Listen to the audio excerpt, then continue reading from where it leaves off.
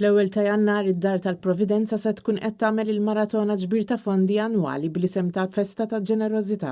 Matul din il-maratona ser ikunu qed jinġabru fondi sabiex ir-residenti tad-dar ikunu jistgħu jgħixu ħajja aħjar, ħidma ma taqta' xejn li ilha għaddejja għal dawn l-aħħar 57 sena. Matul ix-xahar ta' Diċembru saru diversi attivitajiet b'rabta mal-maratona bil-qofol tagħhom se jkunu qed jintlaħqu għada. Net News tkellem mad-direttur tad-Dar tal-Providenza Father Martin Mikallef fejn spjega l-għan wara din il-maratona.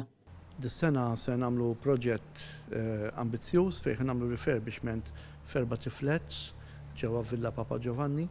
Nittamaw li nkunu pożizzjoni wkoll li niftħu dar oħra fil-komunità u anke li ikollna pjan ta' strateġija għal snin li ġejjin.